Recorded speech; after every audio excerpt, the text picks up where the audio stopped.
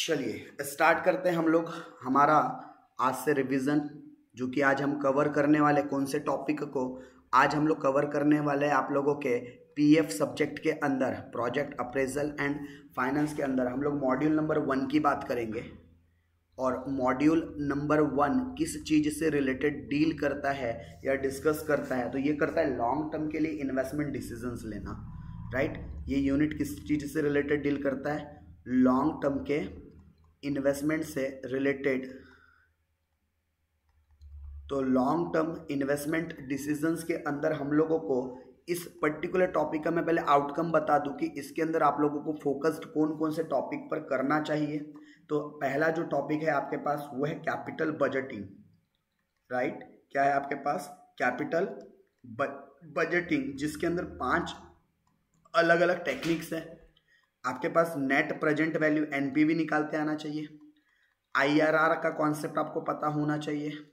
उसके अलावा profitability index पता होना चाहिए और उसके अलावा आप लोगों का पेबैक पीरियड पता होना चाहिए। हालांकि एआरआर नहीं भी पता होगा तो भी चलेगा, वो उतना ज़्यादा इम्पॉर्टेंट नहीं है इस लॉन्ग टर्म डिसीजन के लिए। दूसरा, फिर आप लोगों को पता होना चाहिए अनसर्टेनिटी एनालिसिस के बारे में। किसके बारे में? रिस्क एंड अनसर्टेनिटी एनालिसिस के बारे में क्या होना चाहिए? पता होना चाहिए। तो इसके अंदर हम लोग क्या क्या गो थ्रू करने वाले हैं? तो इसके अंदर हम लोग गो थ्रू करने वाले हैं कुछ डिफरेंट मॉडल्स या डिफरेंट टेक्निक्स, डिफरेंट अप्रोच। जैसे कि सीई अप्रोच की हम बात करेंगे। किसकी बात करेंगे हम लोग? सीई अप्रोच की बात करेंगे। उसके अलावा हम लोग बात करेंगे यहाँ पर सेंसिटिविटी एनालिसिस की। किसकी बात करेंगे हम लोग? सेंसिटिविटी एनालिसिस की। उसके अलावा हम लोग बात करेंगे प्रोबेबिलिटी डिस्ट्रीब्यूशन की। किसकी बात होगी? किसकी चर्चा होंगे? प्रोबेबिलिटी डिस्ट्रीब्यूशन अप्रोच की बात होने वाली है।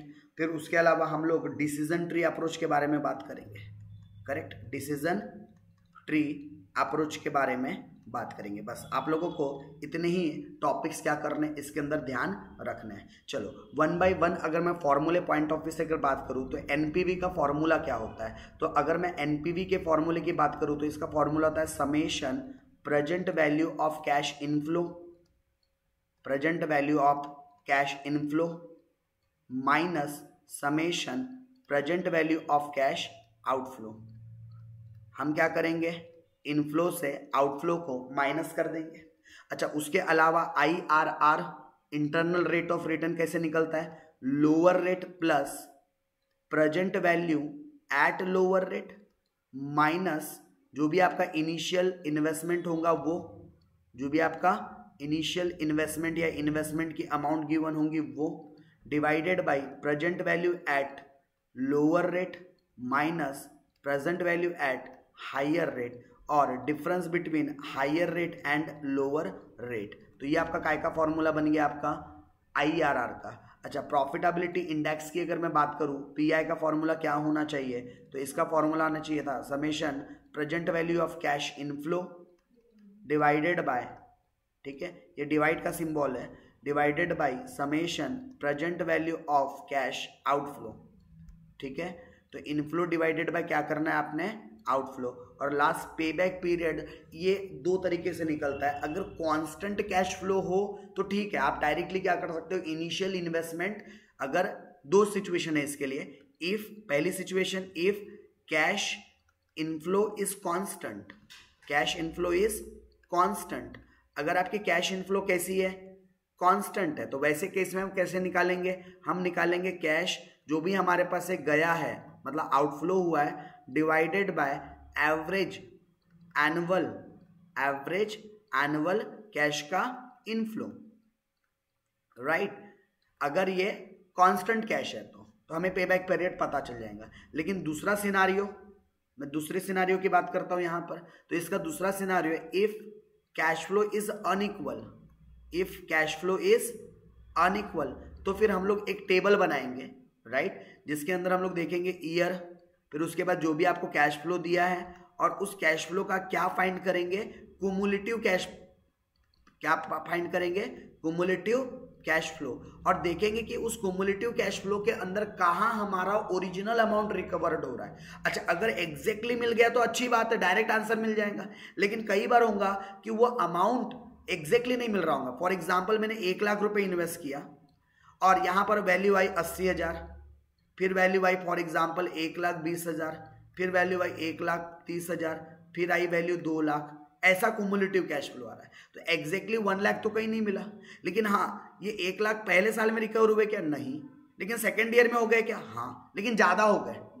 तो भैया इंट्रा पॉल्यूशन एक्स्ट्रा पॉल्यूशन का इस्तेमाल करना पड़ता है हमको। कैसे?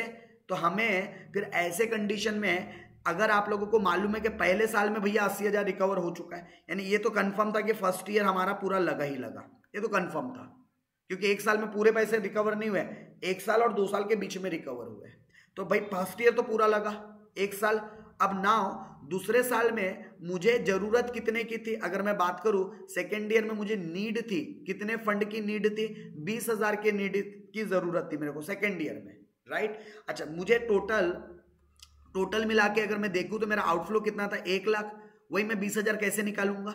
1 लाख मेरा टोटल आउटफ्लो हुआ था, लेकिन फर्स्ट ईयर में मैंने 80,000 ऑलरेडी कलेक्ट कर लिया, तो मुझे शॉर्टफॉल पता चल जाएगा क्या? वही शॉर्टफॉल आप ऐसा भी कर सकते हो कि 80,000 रिकवर हो चुके हैं, तो बचे कितने और रिकवर करने के? 20,000। तो आप डायरेक्ट भी कर सकते थे, या जो भी आपका इनिशियल इन्वेस्टमेंट है माइनस जहां तक आपने लास्ट कैश कलेक्ट कर लिया है। अच्छा, यानी कि शॉर्टफॉल कितने का था? 20,000 का शॉर्टफॉल था। तो ये 20,000 कलेक्ट कब होने थे? नेक्स्ट ईयर में, सेकेंड ईयर में। तो जरा देखना कि सेकेंड ईयर में कलेक्ट कितना हुआ है। तो एक एग्जांपल के लिए सेकेंड ईयर में 40,000 कलेक्ट हुए, तभी तो एक भी कुमुलेटिव बना था। तो सेकेंड ईयर में कलेक्ट कितने हुए थे? 40, राइट। यहाँ 10,000 और मान लो यहाँ 70,000, ऐसा कैश फ्लो दिया हुआ था आपको। तो हम क्या बोलेंगे कि सेकेंड ईयर में भाई 40,000 कलेक्ट हुए, जबकि हमको करना तो 20,000 कलेक्ट था। तो 1 ईयर प्लस, इसको सिंप्लीफाई करोगे तो 0.5 आएगा। 20,000 डिवाइडेड, सॉरी 40 था, 20,000 डिवाइडेड बाय 40,000 तो कितना आएगा? 0.5। तो 1.5 ईयर क्या आ जाएगा आपका? पे बैक पीरियड। तो इस तरीके से आप लोगों को पे बैक पीरियड क्या करना होता है? कैलकुलेट करना होता है। तो ये हो गया आपके पास कैपिटल बजटिंग टेक्निक। आपको एक तो इसके ऊपर क्वेश्चन आ सकता है एग्जाम के अंदर, या दूसरा आपको आ सकता है कैश फ्लो निकालना है, आपने कैश फ्लो निकालना है इन अलग अलग अप्रोचेस का इस्तेमाल करके, राइट। सर्टेनिटी इक्विवेलेंट अप्रोच के अंदर क्या करोगे? सीई फैक्टर से मल्टीप्लाइड कर देते हैं कैश फ्लो को और फिर उसकी प्रेजेंट वैल्यू निकाल देते हैं। सेम को हम प्रोबेबिलिटी के अंदर भी करते हैं। प्रोबेबिलिटी के अंदर हम प्रोबेबिलिटी जो भी फैक्टर दिया होता है एक्सपेक्टेड प्रोबेबिलिटी, उसे मल्टीप्लाइड करके डिस्काउंट कर देते हैं। अच्छा, सेंसिटिविटी एनालिसिस के अंदर हम लोग देखते हैं कि कौन से फैक्टर कितने बदल रहे हैं, तो उसकी वजह से हमारा मेन वैल्यू कितना बदल रहा है, और फिर हम देखते हैं कि सबसे ज्यादा इंपैक्ट किसकी वजह से पड़ा है, राइट। किसके अंदर? सेंसिटिविटी के अंदर। और डिसीजंस के अंदर भी हम लोग एक प्रकार से प्रोबेबिलिटी का ही ये सब टाइप बोल सकते हैं, प्रोबेबिलिटी का ही एक सब टाइप आपका डिसीजन ट्री अप्रोच, राइट। तो इन क्वेश्चंस का कोई ऐसा स्टैंडर्ड फॉर्मेट या स्टैंडर्ड फॉर्मूला नहीं है, बस ये लॉजिकल है। जैसे सीईपी, इसका चलो एक स्टैंडर्ड टेबुलर फॉर्म में सॉल्व हो जाएगा, लेकिन सेंसिटिव एनालिसिस जो जैसा डेटा गिवन रहेगा उसके हिसाब से हमको सॉल्यूशन करना पड़ेगा, राइट। तो चलते कुछ सवालों की तरफ। तो होप ये आप लोगों के फॉर्मूले से रिलेटेड थोड़ी सी क्लियरिटी आई है। ओके, सो आप लोगों का अब इस पर्टिकुलर चैप्टर से क्या क्या इंपॉर्टेंट टॉपिक है या कौन कौन से इंपॉर्टेंट क्वेश्चन है, तो चलते हैं उन इंपॉर्टेंट क्वेश्चंस की तरफ जो एग्जाम ओरिएंटेड है। चलिए, इसी सेशन में मैं आप लोगों को क्या करता हूँ, पूरे मॉड्यूल्स के, ये हमारी जो प्रैक्टिस सीट है, यहाँ से मैं कुछ क्वेश्चंस आप लोगों को एज अ इंपॉर्टेंट मार्क्स करवाते हुए चल रहा हूँ, ठीक है। तो जैसे पहला आप लोग आ जाओ सीधा एग्जाम्पल नंबर 3 पर, इस पर एग्जाम्पल नंबर 3 पर इसको करो मार्क एज अ इंपॉर्टेंट, ठीक है। कौन सा example? Example number 3, yes. Page number काय पर है? 5 पर। अगर किसी के पास शीट नहीं भी है तो आप अपने ये नोट्स के पेज नंबर मार्क करके रख लो और उसका एग्जाम्पल लिख के रख लो। फिर नेक्स्ट एग्जाम्पल आओ, एग्जाम्पल नंबर 5 पर। अगला एग्जाम्पल कौन सा? एग्जाम्पल नंबर 5, ये इंपॉर्टेंट रहने वाला है। फिर उसके बाद अगला example number 8, next example number 8,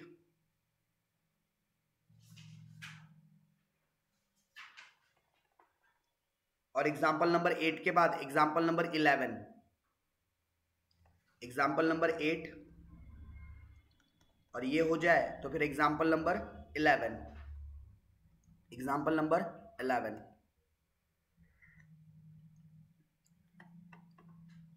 example number 11, right. तो एग्जाम पॉइंट ऑफ व्यू से इस मॉड्यूल से 4 क्वेश्चन है जो आप लोगों ने क्या करने हैं, फोकस्ड करने हैं। तो 1 बाय 1 हम लोग गो थ्रू करते हुए चले।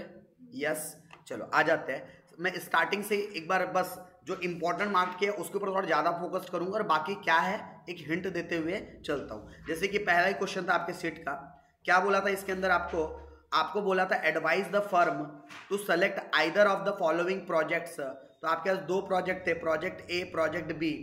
इनिशियल आउटले दिया है, मतलब आपको आउटफ्लो दिया हुआ था, और कैश इनफ्लो दिया है आफ्टर टैक्स, मतलब इनफ्लो दिया हुआ है, और आपका रिक्वायर्ड रेट ऑफ रिटर्न दिया। तो बस क्या करना था आपको, दोनों का भी एनपीवी निकाल देना था।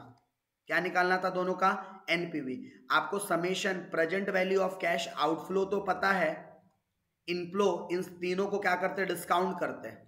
करेक्ट, क्या करते हैं, डिस्काउंट करते हैं। हालांकि अब देखो यहां पर एक प्रॉब्लम है। क्या प्रॉब्लम है, ये डेटा 2 साल के लिए और ये 4 साल के लिए, राइट। ये 2 साल के लिए, ये 4 साल के लिए। तो ऐसा देखा जाए तो कंपैरिजन नहीं हो सकता, लेकिन दोनों के इन्वेस्टमेंट भी क्या है यहाँ पर अलग अलग है।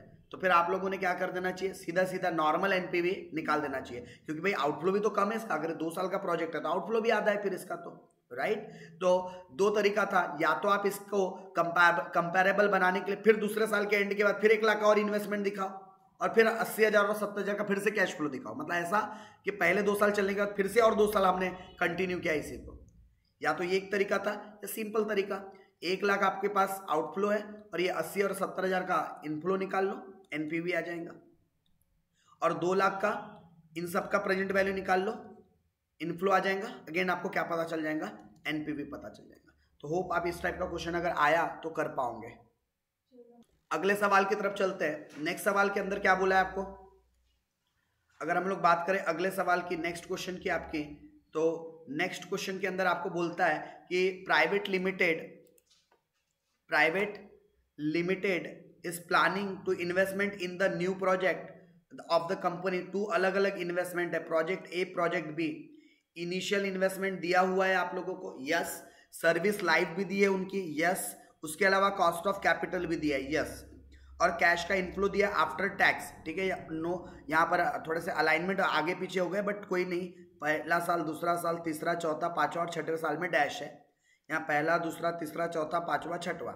आपको बताना find which project should be selected, also advice on the basis of. अब यहाँ पर आपको पे बैक पीरियड भी निकालना है और एनपीवी भी निकालना है। तो अब आप एनपीवी तो निकाल सकते हो, कैसे, इनकी 12% से डिस्काउंटिंग निकालना है, इसकी भी 12% से डिस्काउंटिंग निकालना है, और क्या निकल जाएंगे आपके, एनपीवी। और पे बैक पीरियड के लिए आपको इनका सीसीएफ निकालना पड़ेगा, क्या, कुमुलेटिव कैश फ्लो, और कंपैरिजन करेंगे, राइट।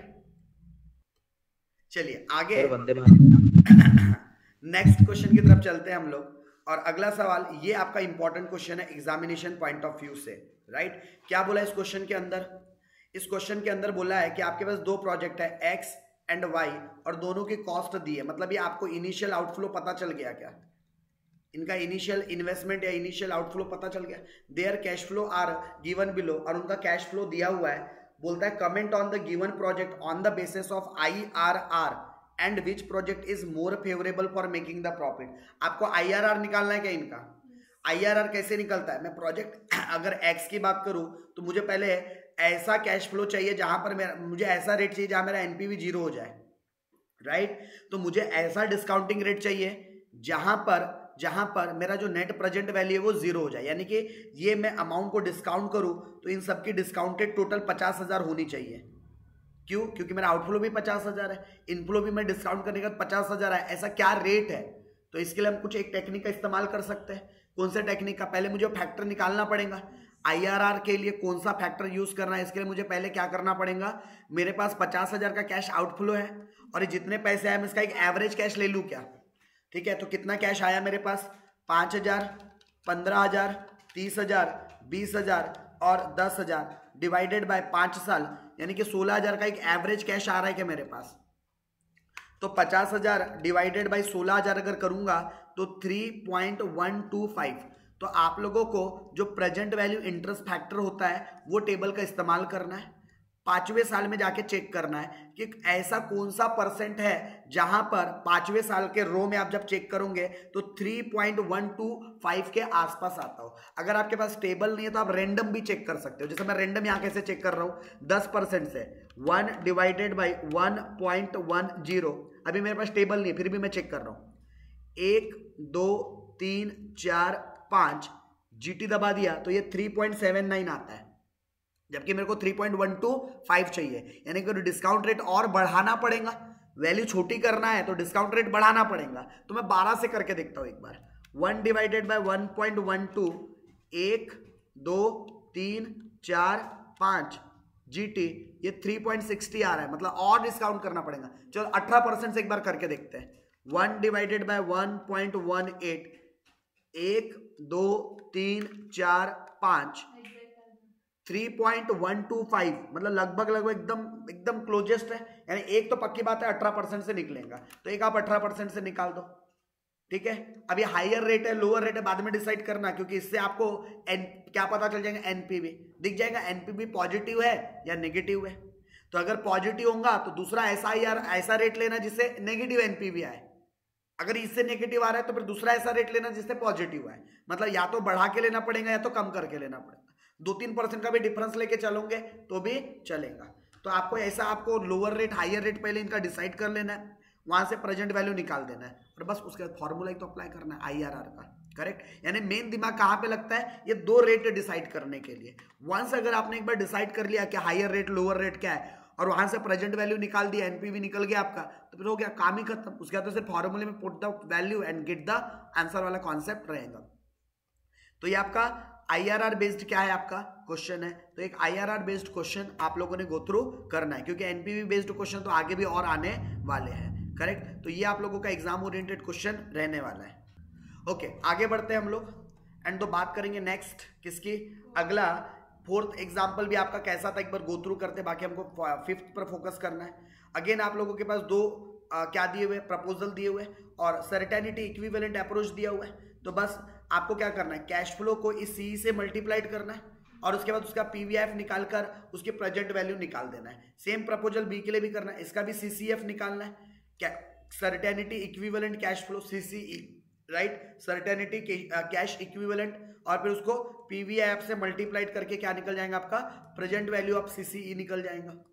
दोनों का अलग अलग निकालेंगे और देखेंगे, और डिस्काउंट रेट दिया हुआ है 10%, और दोनों में कंपैरिजन करेंगे कि किसका एनपीवी ज्यादा है, राइट। जिसका एनपीवी ज्यादा हुआ हमारे लिए अच्छी बात है, जिसकी रिस्क कम है वो हमारे लिए ज्यादा अच्छा है। अगर कई बार देखो ये जो सर्टेनिटी इक्विवेलेंट या फिर प्रोबेबिलिटी डिस्ट्रीब्यूशन, यहाँ पर रिस्क जिसके अंदर कम रहेगा, जैसे मैं यहीं इससे देखकर ही अगर आपको बताऊं तो देखो ये आपका सर्टेनिटी है, ये क्या आपका सर्टेनिटी 90 80 60, और जबकि यहाँ पर 90 90 50। हालांकि ये तो एनपीवी से पता चल जाएगा, बट देखकर मुझे ऐसा लग रहा है कि यहाँ पर चीजें ज्यादा सर्टेन है एज कंपेयर टू दिस। ठीक है, हालांकि यहाँ भी 10 कम है, यहाँ 10 कम है। लगभग ऐसे देखने से तो डिसीजन नहीं ले पा रहे, कभी कभी डायरेक्टली डिसीजन लिया भी जा सकता है, राइट। कभी कभी जैसे मुझे यहाँ पर भी लगभग वैसा ही है। हाँ, यहाँ पर हम डायरेक्टली डिसीजन ले सकते हैं। कैसे, यहाँ पर सर्टेनिटी बहुत कम है और यहाँ पर सर्टेनिटी उसके कंपैरिजन में ज्यादा है, मतलब ये बेटर होना चाहिए। करेक्ट, जहां सर्टेनिटी ज्यादा है वो बेटर होना चाहिए, लेकिन ऐसा जरूरी नहीं है कि जहां पर सर्टेनिटी ज्यादा हो हमेशा हो। इसलिए आपको हमेशा वो एनपीवी वाला कॉन्सेप्ट यूज करना ही पड़ेगा, वो निकाल कर ही फाइनल डिसीजन पर आप पहुंचोगे। करेक्ट। अच्छा, example number 5, this is important question for examination point of view. Again ये भी सर्टेनिटी इक्विवेलेंट पर ही है क्या, बट इसके अंदर आपको क्या बोला था, आपको कैश का आउटले दिया था 680 660 और सी अप्रोच से निकालना आर दे दिया है, मतलब डिस्काउंट पीवीएफ के लिए आपको रिटर्न दे दिया है। आपको दोनों का क्या करना है, आपको दोनों का ये सर्टेनिटी पहले मल्टीप्लाइड करेंगे तो सीसीई निकल जाएगा, और आपको 8% से डिस्काउंटिंग फैक्टर ऑलरेडी क्वेश्चन के अंदर क्या क्या है कैलकुलेट करके दिया है। बस मल्टीप्लाई करके प्रेजेंट वैल्यू ऑफ कैश इनफुल निकालना है और इस आउटफ्लो से माइनस करना है, तो आपको क्या पता चल जाएगा एनपीवी, जिसका एनपीवी ज्यादा वो हमारे लिए ज्यादा प्रॉफिटेबल। करेक्ट, ये सर्टेनिटी इक्विवेलेंट से रिलेटेड क्वेश्चन है। अब देखो इसके अंदर दो चीजें पूछा था, पहला पूछा था which project should be accepted, तो ऑब्वियस है जिसका एनपीवी ग्रेटर होगा वो हमारे लिए ज्यादा सेलेक्ट करने वाला प्रोजेक्ट होगा। और बोलता है if the risk adjusted discount rate method is used which project which we analyse with the higher rate, right. तो जो प्रोजेक्ट हमारे लिए अच्छा होता है, करेक्ट, अच्छा, जिसके अंदर अनसर्टेनिटी ज्यादा है, हम वहां पर थोड़ा risk adjusted discount rate apply करेंगे। जैसे यहाँ पर अनसर्टेनिटी थोड़ी सी ज्यादा है तो हम यहाँ पर रिस्क एडजस्टेड डिस्काउंट रेट का क्या करेंगे, अप्लाई करेंगे, ताकि हमारा जो प्रोजेक्ट है वो हायर रिटर्न दे सके। ये तो ऑलरेडी हायर रेट दे रहा है ना, जो नहीं दे रहा है हमें वहां पर रिस्क एडजस्टेड डिस्काउंट रेट का इस्तेमाल करना पड़ेगा। ये थ्योरेटिकल है, इसका हमें कोई न्यूमेरिकल कैलकुलेशन नहीं करना है, थ्योरेटिकल आंसर देना है।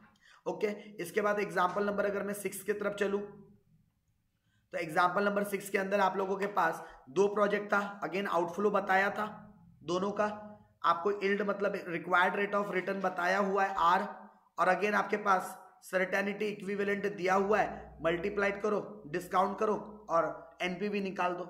सी से रिलेटेड क्वेश्चन था ये भी आपका, करेक्ट। उसके अलावा नेक्स्ट आपका जो क्वेश्चन है, क्वेश्चन नंबर हमने कौन सा गो थ्रू किया अभी 6, जो नेक्स्ट क्वेश्चन है आपका क्वेश्चन नंबर 7, ये आप लोगों का यहां से आपके सेंसिटिविटी एनालिसिस के क्वेश्चन शुरू होते हैं। काय के क्वेश्चन शुरू होते हैं यहां से, सेंसिटिव एनालिसिस शुरू होते हैं। तो इसमें एग्जांपल नंबर 7 क्या करना होता है समझ लो पहले। सेंसिटिव एनालिसिस के अंदर जो गिवन डेटा है पहले वहां से आप चीजों को फाइंड करो। जैसे कि मैंने इस गिवन डेटा से कॉस्ट ऑफ जो प्लांट है ये मेरे लिए आउटफ्लो है क्या, हाँ। रनिंग कॉस्ट भी मेरे लिए आउटफ्लो है क्या, हाँ। सेविंग मेरे लिए इनफ्लो है क्या, हाँ। तो मैं तीनों का इंडिविजुअली क्या कर लेता हूं, जैसे कि पहले कॉस्ट ऑफ प्लांट, ठीक है, कॉस्ट ऑफ प्लांट सीपी, पहले इसका प्रेजेंट वैल्यू निकाल देता हूं। वैसे रनिंग कॉस्ट इसका भी प्रेजेंट वैल्यू निकाल देता हूं, और सेविंग इसका भी प्रेजेंट वैल्यू निकाल देता हूं, और तीनों को नेट ऑफ करूंगा टोटल, तो उनको फाइनल एनपीवी पता चल जाएगा क्या, तीनों का नेट ऑफ करके, कि तीनों की वजह से मेरा एनपीवी कितना आया, कुछ इनफ्लो कुछ आउटफ्लो, तो मेरा यहाँ एनपीवी आया होगा। अब नाउ हर एक फैक्टर को कंपेयर करूंगा, कैसे, जो मेरा एनपीवी आया, मेरा प्लांट का आउटफ्लो जो था प्लांट खरीदने की वजह से, उसकी प्रेजेंट वैल्यू कितनी थी, परसेंटेज निकाल के देखूंगा कितना परसेंट इसकी वजह से इंपैक्ट पड़ा। वैसा ही रनिंग कॉस्ट की वजह से कितना इंपैक्ट पड़ा, NPV divided by running cost into 100, और वैसे सेविंग की वजह से कितना इंपैक्ट पड़ा। तो यहां पर आप देखोगे तो आपको नेगेटिव इंपैक्ट देखने को मिलेगा, क्यों, क्योंकि आउटफ्लो है ना। और सेविंग में देखना आपको पॉजिटिव इंपैक्ट देखने को मिलेगा, मतलब ज्यादा पॉजिटिव इंपैक्ट आपको सेविंग की वजह से देखने को मिल रहा है। मतलब सबसे बड़ा इंपैक्ट पॉजिटिव जो देखने को मिला वो सेविंग की वजह से आपको देखने को मिलेगा जब आप इसको सॉल्व करोगे तब, राइट। तो ये सेंसिटिव, तो आपको बताना था कि कौन सा फैक्टर सबसे ज्यादा सेंसिटिव है, तो सेविंग फैक्टर आपको देखने को मिलेगा जो सबसे ज्यादा क्या है, सेंसिटिव है। तो सबसे पहले आपने इंडिविजुअली सबका पहले प्रेजेंट वैल्यू निकाल देना, वहां से एनपीवी पता चल जाएगा, और अब इंडिविजुअल आइटम को हम कंपेयर करेंगे एनपीवी के साथ। एनपीवी जो निकला डिवाइडेड बाय उसकी इंडिविजुअल की प्रेजेंट वैल्यू क्या थे, और देखेंगे कि सबसे ज्यादा कौन सा परसेंटेज है जो इंपैक्ट करता है हमारे एनपीवी को, करेक्ट। तो इस तरीके से आपको ये वाला क्वेश्चन क्या करना था, सॉल्व करना चाहिए था। ओके, नेक्स्ट आ जाते हैं हम क्वेश्चन की तरफ, जो एग्जाम पॉइंट ऑफ व्यू से इंपॉर्टेंट टॉपिक है आपका, राइट। क्या है अगला सवाल आपके पास, आपके पास अगला सवाल है कि आपको आउटपुट दिया हुआ है, ये यूनिट में दिया हुआ है, और आपको एक्सपेक्टेड रेवेन्यू दिया हुआ है पर, ठीक है। तो आप चाहो तो यहां से 50 रुपए पर यूनिट निकाल सकते हो, और फिक्स्ड कॉस्ट दी है टोटलिटी में, और वेरिएबल कॉस्ट भी दिया हुआ है, तो अगेन आप वेरिएबल कॉस्ट भी पर यूनिट में चाहे तो निकाल सकते हो। कितना आएगा ये, 22 रुपए, ठीक है। और जैसे मैं क्वेश्चन आगे पढ़ता हूं तो फाइंड आउट द बीईपी बोलता है, तो आपको इसके लिए मार्जिनल कॉस्टिंग के कुछ बेसिक फॉर्मूले पता होना चाहिए। जैसे कि बीईपी कैसे निकलता है, तो इसका फॉर्मूला होता है fixed cost divided bye PV ratio. फिर सवाल आएगा पीवी रेशियो कैसे निकलता है, तो पीवी रेशियो निकालने का फॉर्मूला होता है contribution divided by sales into 100। फिर सवाल आएगा कंट्रीब्यूशन कैसे निकलता है, तो sale minus variable cost divided by sale into 100 करके भी हम क्या निकाल सकते हैं, अपना पीवी रेशियो निकाल सकते हैं, राइट। तो ये दो मेन फॉर्मूले हैं जो आपको इस पर्टिकुलर टॉपिक में क्या करने हैं, याद रखने हैं। तो सबसे पहले आप लोगों ने करंट लेवल पे जो डेटा दिया है, करंट बीईपी निकाल दो, करंट पीवीआर निकाल दो, क्योंकि करंट पीवीआर से करंट बीईपी निकल जाएगा। नाउ अब आपको 3 अलग अलग सिनारियो दिया है, अब उस सिनारियो में बदलते जाओ। पहले आपने करंट एग्जिस्टिंग ले लिया, अब आप क्या करोगे, find out the effect of selling price. अगर सेलिंग प्राइस रिड्यूस होता है तो उससे पीवीआर भी बदलेगा, और पीवीआर बदलेगा तो बीईपी भी बदलेगा। तो आपको क्या बताना है कि मैंने भैया 50 से 40 अगर सेल किया, यानी मैंने सेल 20% अगर कम कर दिया अपना, तो उससे मेरे बीईपी कितने परसेंट इंपैक्ट हो रहे हैं, ये बताना है आपने। उसी तरीके से अगर मैंने फिक्स कॉस्ट बढ़ा दिया 10 लाख से तो उससे मेरे बीईपी पर क्या इंपैक्ट पड़ेगा, नया फिक्स कॉस्ट। अच्छा, फिक्स कॉस्ट चेंज होने की वजह से पीवी रेशो नहीं बदलता। क्यों नहीं बदलता? Sale minus variable cost contribution, और कॉन्ट्रीब्यूशन माइनस फिक्स कॉस्ट क्या आता है आपका? Profit, right? क्या आता है आपका? प्रॉफिट। तो आपका फिक्स कॉस्ट की वजह से कॉन्ट्रीब्यूशन पे थोड़ी कोई फर्क पड़ रहा है, वो तो कॉन्ट्रीब्यूशन फिक्स कॉस्ट आने के पहले ही निकल गया ना। तो कंट्रीब्यूशन पे मतलब पीवी रेशियो पे फर्क कब पड़ता है? सेल और वेरिएबल कॉस्ट की वजह से। तो आप यहां पर डायरेक्टली फिर से नया पीवी रेशियो मत निकालना, क्यों? निकालोगे तो भी उतना ही आएगा। सीधा फॉर्मूला में आपका फिक्स कॉस्ट 80 लाख लेने का डिवाइडेड बाय पीवी रेशियो जो ओरिजिनल आया हुआ था, तो फिर से निकालोगे तो वही चाहेगा, और फिर वही कंपैरिजन करना है। और वेरिएबल कॉस्ट भी आप 10% बढ़ा दोगे, यानी कि आप नया वेरिएबल कॉस्ट 24 रुपए 20 पैसा अगर लोगे तो आपका 10% से अगर वेरिएबल कॉस्ट बढ़ा तो उससे बीईपी पर कितना चेंज आया, आपको ये फाइंड करना है। और देखना कि किसमें, जैसे यहाँ पर 20% का चेंज आया, उसकी वजह से मान लो अगर बोलते हैं यहाँ पर 40% का चेंज आया, मतलब सबसे ज्यादा चेंज आया। अगर यहाँ मात्र 20% से चीज बढ़ी है तो यहाँ 40% से बदल गई। यहाँ अगर कोई चीज 10% से चेंज हुई है तो इधर भी 10%, मतलब कोई चेंज ही नहीं हुआ है। या फिर फॉर एग्जांपल यहाँ 15% आया, इसका मतलब ये ज्यादा चेंज, बड़ा डिफरेंस आपको इसमें देखने को मिला। तो ऐसा आपको देखना कि किसमें सबसे बड़ा चेंजेस आपको देखने को मिल रहा है। जिसमें सबसे बड़ा चेंजेस देखने को मिल रहा है वो सबसे ज्यादा क्या है? आपका सेंसिटिव फैक्टर है। करेक्ट? तो इस तरीके से आप लोगों को कंपैरिजन करना था। उसके बाद अगेन अगर आप नेक्स्ट क्वेश्चन देखोगे तो अगला क्वेश्चन आपका प्रोबेबिलिटी से रिलेटेड शुरू हो जाता है। जो एग्जांपल नंबर 9 है ये प्रोबेबिलिटी से रिलेटेड शुरू हो जाता है। एंड प्रोबेबिलिटी और जो सर्टेनिटी इक्विवेलेंट वाले जो टॉपिक्स है लगभग सिमिलर है। आपको क्या करना है? कैश फ्लो को प्रोबेबिलिटी के साथ मल्टीप्लाइड करना है, तो आपको एक्सपेक्टेड प्रोबेबल कैश फ्लो पता चल जाएगा। और जिसमें ज्यादा कैश फ्लो आ रहा है, सर यार डिस्काउंट फैक्टर अप्लाई नहीं करेंगे क्या? अगर दिया होगा तो करेंगे, नहीं दिया होगा तो नहीं करेंगे। जैसे इस क्वेश्चन में कोई भी डिस्काउंटिंग रेट नहीं है, तो जो मेरा प्रोबेबिलिटी कैश फ्लो आ गया वही मेरा कंपैरिजन करना है दोनों प्रोजेक्ट के बीच में, राइट? तो मुझे जो पर्सनली लगता है सीई और जो प्रोबेबिलिटी, उसके चांस थोड़े मुझे लगते हैं कि वो शायद एग्जाम्स के अंदर एक आपको ऑप्शंस के अंदर दे सकता है, और दूसरा कैपिटल बजटिंग के ऊपर। तो एक कैपिटल बजटिंग के ऊपर और दूसरा ये दो अलग अलग प्रोजेक्ट है उससे रिलेटेड।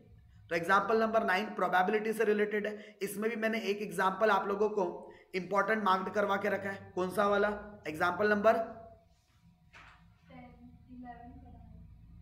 10 प्रोबेबिलिटी से रिलेटेड है आपका एग्जाम्पल नंबर 11, राइट? यहां पर भी सेम चीज है। आपको क्या दिया गया था? वेरिएबल कॉस्ट दिया गया था।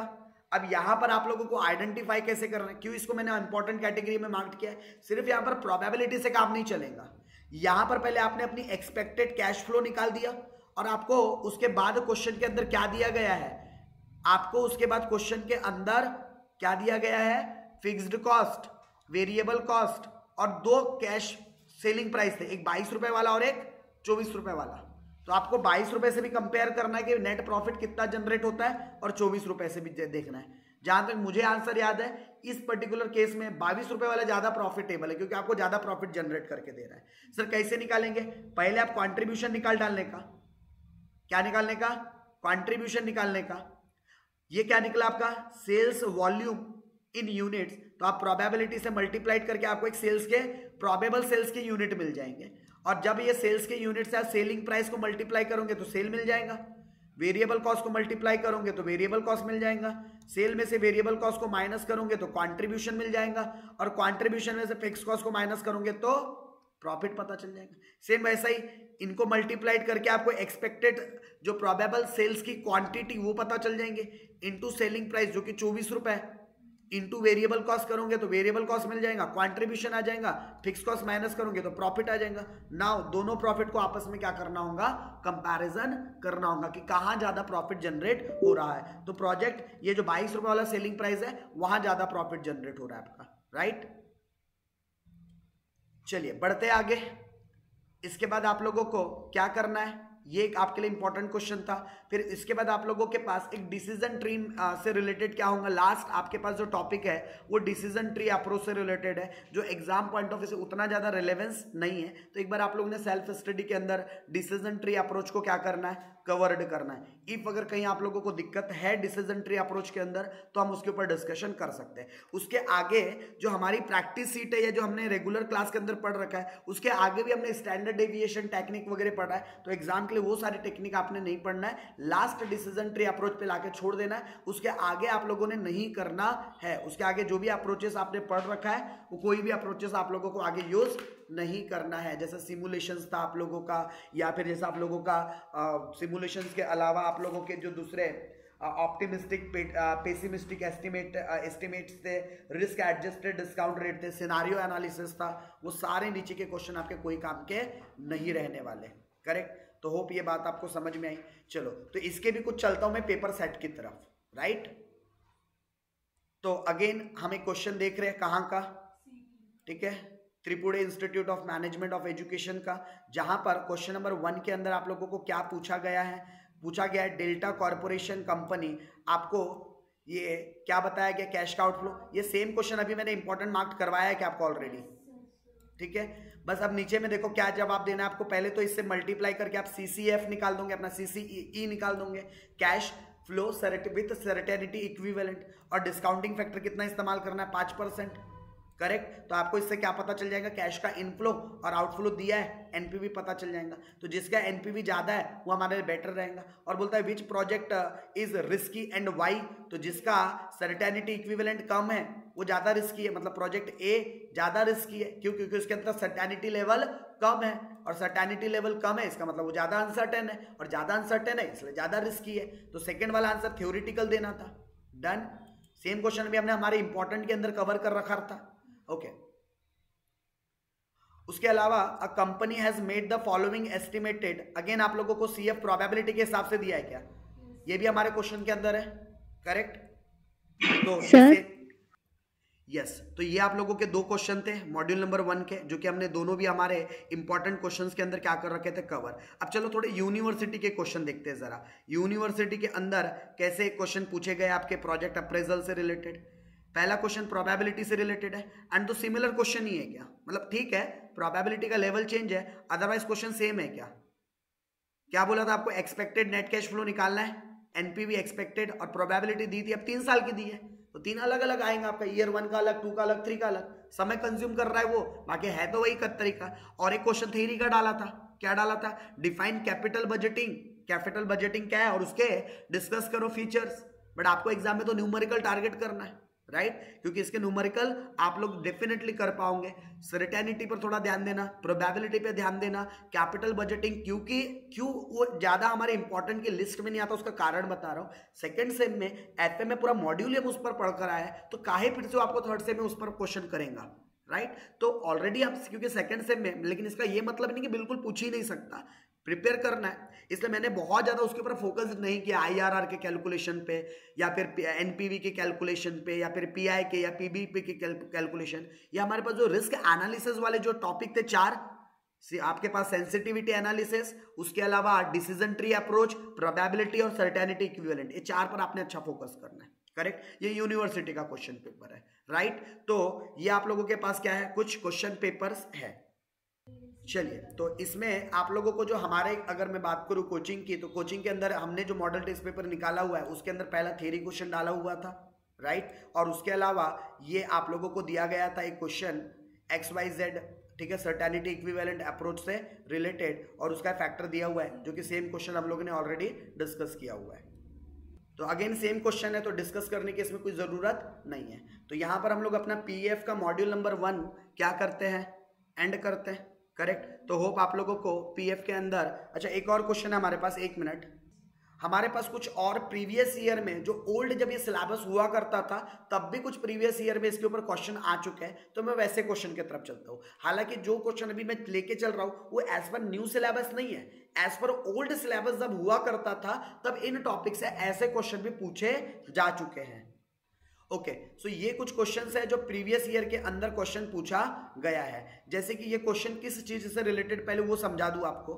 यहां पर आप लोगों को बोलता है कि royal industry limited is consider replacement of one of its existing machine, एक के साथ दूसरे को रिप्लेस करेंगे बोलता है। This machine is good operating condition but not capable to meet the expansion need of the company. Company अच्छी condition में है लेकिन वो एक्सपेंशन में हमें सपोर्ट नहीं कर सकती। This machine is 5 year old, ये मशीन 5 साल पुरानी है बोलता है, and is the current realisable value कितनी है? 30,000। The existing machine was purchase for ₹75,000. Originally its machine remaining economic life कितना है 10 years from now, after which it will not have any salvage value, और उसकी क्या नहीं है, किसी भी प्रकार से सॉल्वेज वैल्यू नहीं दी गई है. The new machine cost rupees, आपको नई मशीन की कॉस्ट दी हुई है और उसकी अगेन एस्टिमेटेड लाइफ दी है with the zero salvage value. New machine enable to company's expansion production would required additional investment in working capital. मतलब इतना एक्स्ट्रा और क्या लगने वाला है, इन्वेस्टमेंट लगने वाला है. अल्टीमेटली करना क्या था, पहले मैं उधर लेके चलता हूं आपको. Should the company replace the existing machine, capital gain और loss to be consider for the tax calculation. Actually question कहाँ का पहले वो क्लियर कर दूं. ये क्वेश्चन आपका मॉड्यूल नंबर 2 का, ठीक है. मॉड्यूल नंबर 2 के अंदर हमें क्या कोई रिप्लेसमेंट वाले ऑप्शन होते हैं हमारे पास, जैसे हायर परचेज, लीज या फिर खुद खरीद लेना, तो ये उससे रिलेटेड क्वेश्चन है.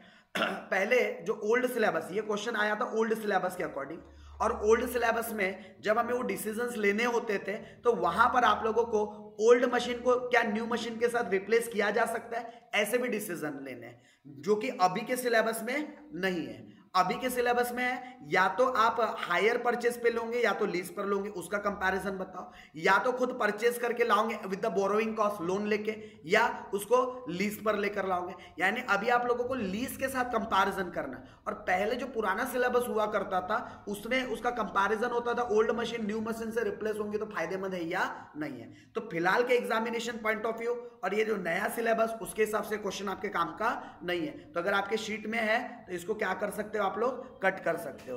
अच्छा, नेक्स्ट एक और क्वेश्चन आया था आपके पास, अगेन प्रोबेबिलिटी वाला है. ये आपका मॉड्यूल नंबर 1 का क्वेश्चन है, ठीक है. ये आपका मॉड्यूल नंबर 1 का क्वेश्चन है. आउटलेट दिया हुआ है आप लोगों को, डेप्रिशिएशन अपना रिटर्न दिया हुआ है, रिक्वायर्ड रेट ऑफ रिटर्न, ठीक है. फर्स्ट ईयर के लिए प्रोबेबिलिटी दिया है, सेकंड ईयर के लिए प्रोबेबिलिटी दिया है, करेक्ट. अगर मैं प्रोबेबिलिटी की बात करूं तो ये ईयर 1 की प्रोबेबिलिटी है, मल्टीप्लाइड करेंगे 40,000, मल्टीप्लाइड करेंगे 60,000, तो यानी कि कुल मिलाकर 1 लाख आ जाएगा कि आपका expected cash flow first year का. और वैसे यहां पर भी 70,000, ये कितना आ जाएगा आपका 3 9 18,000, 14,000. उसके अलावा आपका ये डिसीजन ट्री अप्रोच से रिलेटेड क्वेश्चन है आपका, ठीक है. किससे रिलेटेड है ये, डिसीजन ट्री अप्रोच से रिलेटेड क्वेश्चन है आपका. जैसे पॉइंट 40 के अंदर ये प्रोबेबिलिटी बनती है, पॉइंट 60 के अंदर फिर ये प्रोबेबिलिटी बनती है, तो इन प्रोबेबिलिटी को मल्टीप्लाइड करेंगे तो फर्स्ट ईयर में टोटल इतना और सेकंड ईयर में टोटल इसकी जो भी टोटल आएंगी करके, तो फर्स्ट ईयर का कैश फ्लो पता चल गया, सेकंड ईयर का पता चल गया. नाउ अब इसको आप डिस्काउंट करोगे पीवीआईएफ के साथ, और क्या पता चल जाएगा, दोनों ईयर का आपको पता चल जाएगा कि टोटल दोनों ईयर मिला के हमारे पास कैश का कितना फ्लो हो रहा है. और हमें कंपैरिजन कैसे करना था कि दोनों में ये इनफ्लो पता चल गया और टोटल आउटफ्लो पता है आपको अपने प्रोजेक्ट के अंदर कि कैश का आउटले कितना है, 1.5 लाख. दोनों को कंपैरिजन करके आप नेट क्या निकाल दोगे, उसका कैश का मतलब नेट प्रेजेंट वैल्यू निकाल दोगे. तो सेम क्वेश्चन आपके नोट्स के अंदर भी आपको देखने को मिलेगा. चलिए, उसके अलावा आप लोग अगर इसमें और क्वेश्चन अगर देखते हो तो ये क्वेश्चन था अगेन, लेकिन ये मॉड्यूल 2 का है, तो इसको जब हम मॉड्यूल 2 डिस्कस करेंगे, ये लीज से रिलेटेड है, ठीक है. तो ये अभी के सिलेबस में है, मॉड्यूल 2 में हम डिस्कस करेंगे ये वाला क्वेश्चन जब पढ़ेंगे तब, राइट. और उसके अलावा ये आप लोगों का क्वेश्चन अब मॉड्यूल नंबर किससे रिलेटेड है, 4 से रिलेटेड. तो जब मॉड्यूल नंबर 4 पढ़ेंगे तब उस समय हम लोग इस क्वेश्चन को भी क्या कर लेंगे, डिस्कस कर लेंगे, करेक्ट. तो यानी कि हमको मॉड्यूल नंबर 2 और 4 के समय डिस्कस करना है इन क्वेश्चंस को, राइट, जो प्रीवियस ईयर यूनिवर्सिटीज के अंदर आ चुके हैं. तो फिर यहाँ पर आज हम लोग मॉड्यूल नंबर 1 का रिविजन क्या करते हैं, एंड करते हैं. एंड होप कि आप लोग मॉड्यूल नंबर 1 एक बार रिवाइज करोगे और थोड़ा अपना कॉन्फिडेंस लेवल को बिल्टअप करोगे, ठीक है. तो सेशन को किया जाए यहीं पर एंड. Yes sir, definitely.